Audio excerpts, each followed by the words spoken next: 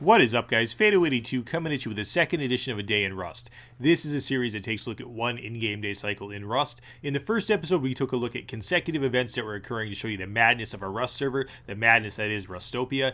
This time, we're taking a look at one event or structure that was built here, and this was something that's very much similar to that monolith in 2001 A Space Odyssey with very similar results. It sort of sprouted out of the landscape on nowhere on wipe day, and people just started fighting around it, and I'm not sure if that was necessarily its intention. I'm still not entirely clear on it, but go ahead, guys, and enjoy this footage and leave comments below about what you think might have been the purpose of this structure.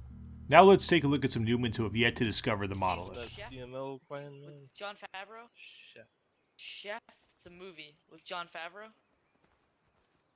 Can you hear me? No, I have not. Tell me about it, yeah, man. It's awesome, man. You should watch it. Hey, yo, bro. I think you have Down syndrome. Yeah. Goodbye. You seen Chef with Jon Favreau? Shit. No, I haven't. What are you guys looking for? Ah, okay. He do you wrong? You're looking for him. Come here real quick. Come here. Yeah. You are the blackest man I've ever seen in my life. I know. I Jesus. get that from everyone. You're They super blend into dark, the man. dark You've sometimes. been like, how close have you Well, been to the sun? I Hello? crafted a spear. Come, hey, whoever's here, come look how black this man We're is. gonna kill me with it? You ever seen a man- Have you seen Chef with Jon Favreau? No, I have not, you motherfucker, but now I cannot stop thinking about looking up the trailer for that movie to watch it and see if I want to see it. Oh, I'm not gonna do it. Me? Let's get up there.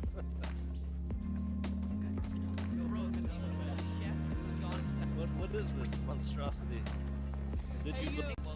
The innocent Newmans who were having conversations on film and relatively tame conversations about skin tone have now approached at the request of the man in the bucket helmet at the tower. They have instantly started fighting one another, picking up spears, bone clubs, and they've assumed that that is the intention of the tower, but that has not been expressed by the man with the bucket helmet. You can see that as they reach the top part here, the man with the bucket helmet is not attacking them, he's not giving them orders or expressions to do that in any way, and there are no signs that indicate that. They actually asked him about it, saying, what is this? Is this a King of the Hill event? Is it, what is the point of it? And he kind of laughed and said, no. They actually also asked him if it was a meat farm or a farm for him to get bone fragments. And he seemed very friendly, but they went ahead and killed him with pipe shotguns and items that they found that were on the bodies there. So they turned aggressive. This has corrupted those innocent Newmans. They are now returning over to that island, or peninsula. Maybe it's a peninsula. No, it looks like an island, guys. Didn't want you to be like, Fado, that's not an island, but a peninsula.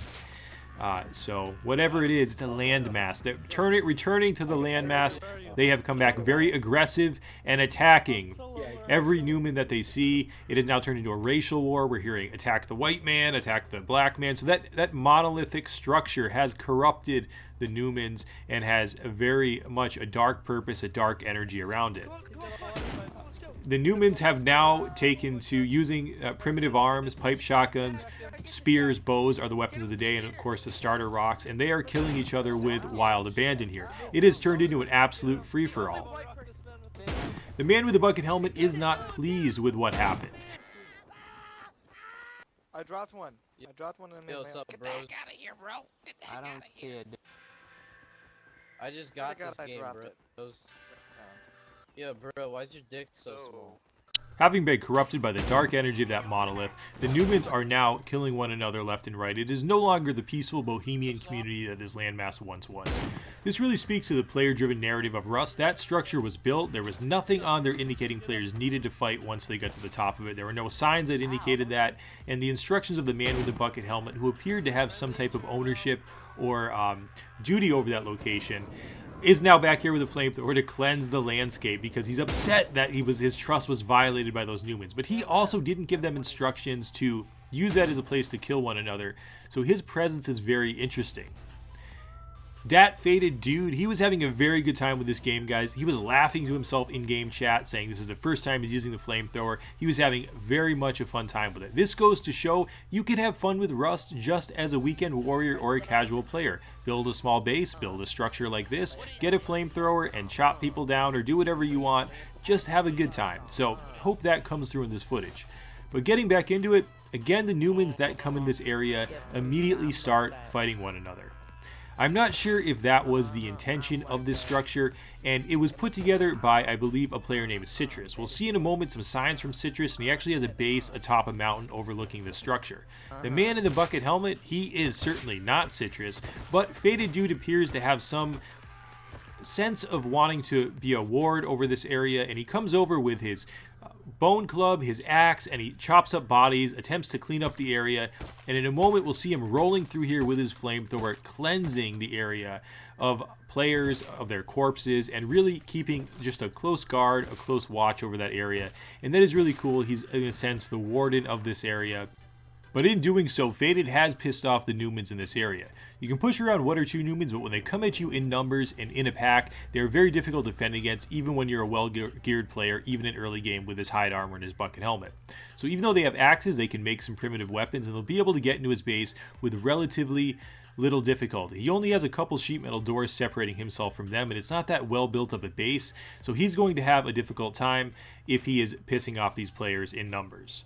Notice the interchange between the players as they meet up with Faded in a moment. You can tell there's a lot of sort of jabbing back and forth there, and his Tower of Death has certainly left an impression on the Newmans who have come in contact with that. Panning back out over there, guys, you'll see it's also been a place of just profound sadness. People have watched their friends commit suicide there. So it's a very difficult location and very stressful on the players. They spawn in, they're not sure what's going on, and then all of a sudden they're getting attacked by 4 dudes with their dongs hanging out, rocks, torches. It's very, very stressful, and it is that Rust experience.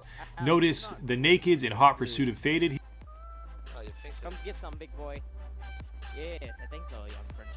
Oh, Oh, using your Oh, you don't have a great thing trend. is Nice. so pathetic. you're afraid of us. Faded's doing a surprisingly good job of fending off these Newmans.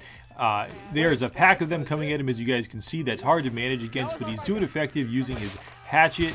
It looks like it's a stone hatchet there, and he's going and chopping and cleaning up the bodies. It appears as though he has a focus on cleaning up the bodies, whether it's here or over at that tower. So it might have been a farm for him to get fat and bone chips from, or it just might have been a place. He might just be a sadist who really enjoys going over there with his flamethrower and ripping through fresh spawns who are lined up on his tower, or it might just be something that we're not even sure of, but very interesting nonetheless.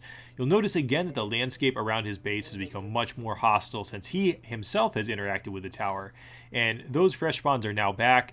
They are coming back with torches and rocks, and again attempting to taunt and get into Faded's base. Oh man. Back I just off. love how you say. And the Newmans have now gotten personal with it, mimicking Faded's accent, but he's taking it in good stride. Instead of getting butthurt, he's giving it right back to him.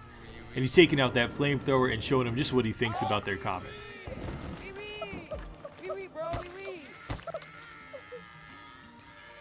That's nice. Rust is a game where tensions certainly do run hot, but it's always fun to see players take it in good stride. And this was fun to watch. Hope you guys enjoy watching it as well. Are you burning this, man? One actually managed to get Can inside, I- but I killed him. Can I look at your marijuana farm? I don't know what you're talking about, bruh. The monolith is quiet as night sets in, but it will light up during the night as it is a fresh spawn area and is very active both day and night. It appears as though it was put together by a player named Citrus who had a base up on the hill overlooking it. He certainly had a hand in it along with the guy with the bucket helmet. Again, I'm not sure of the intentions of it necessarily. If anyone knows, please leave a comment below. I did take a look at it the next day, and as things often happen in Rust, it looks like the community took care of it and took out the majority of that structure. As always, guys, Fado82, peace.